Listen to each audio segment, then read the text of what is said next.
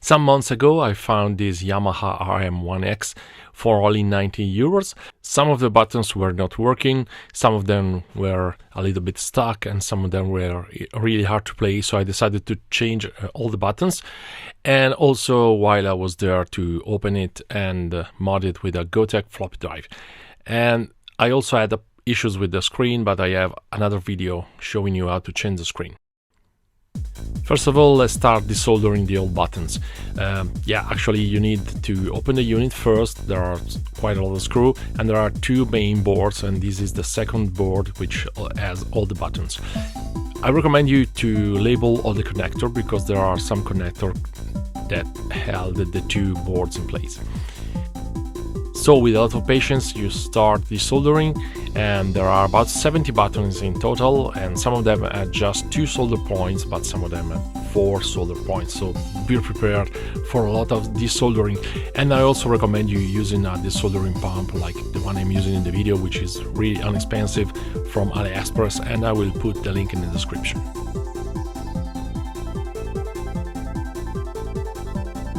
And here are all the buttons after I have desoldered them. And then you start soldering the new buttons on the unit. There are two kinds of buttons. There are some smaller ones but taller ones, which are 6mm by 6mm by 7mm, and you can find the link in the description. And there are bigger ones with 4 pins but shorter, and again I will put the link in the description. And you can find complete sets usually on eBay or similar websites, but usually for more than 20 or 30 euros.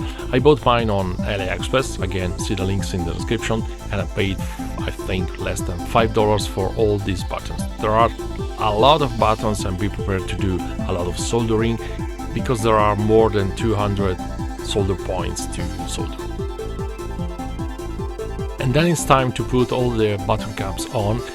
I decided not to clean them because I kind of like these yellowish patina that they have. Just double check that all the buttons, particularly the taller one, are flush and straight, because if they are not, they can easily get stuck and then they will not press very well. And then it's time to put the board into the chassis together and connect all the connector, and just make sure that all the button works as expected. And I also wanted to mod the Yamaha using a Gotek. You see the final result here, of course.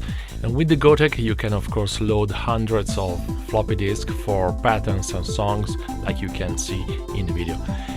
Installation is quite straightforward, just any normal Gotek with flash floppy will work.